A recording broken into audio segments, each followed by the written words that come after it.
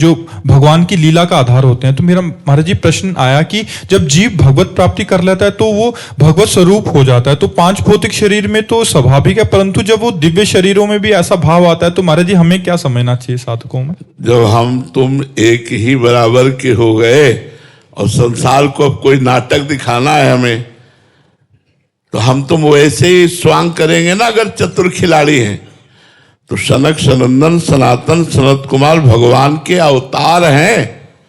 आप 24 अवतारों में आप देखिए, ये प्रथम सर्ग प्रथम भगवान का अवतार है, सनक सनंदन सनातन सनत कुमार।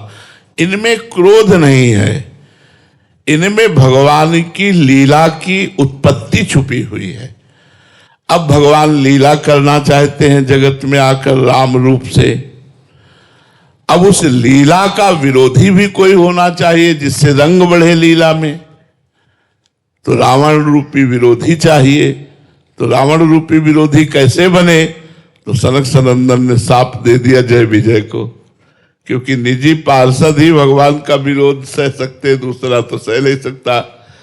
जो ऐसे भगवान वैसे भगवान के पार्षद, तो लीला करने के लिए जय विजय बन गए रावण कुंभकर्ण, और सरकार का अवतार होता है राम के रूप में, और विविध प्रकार की पावन लीलाओं की गाथा जो जगत का मंगल करने वाली है।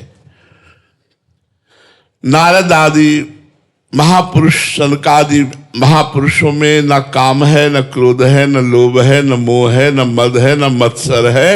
वो लीला के लिए सूत्र हैं, इसलिए उनका मिलान अपने कर्म बंधन से युक्त शरीरों से नहीं किया जा सकता।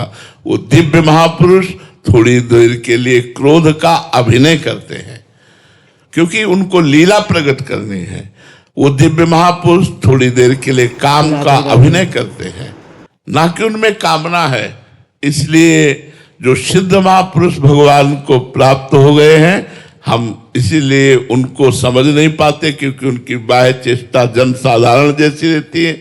ऐसे ही भगवान की दिव्य लीलाओं में जो दिव्य महापुरुष हैं वो सब निर्विकार हैं, केवल भगवान की प्रेरणा से थोड़ी देर के लिए वो विकार का अनुभव करते हुए स्वांग कर रहे हैं कि हाँ भाई सनकादि क्रोध से युक्त हो गए।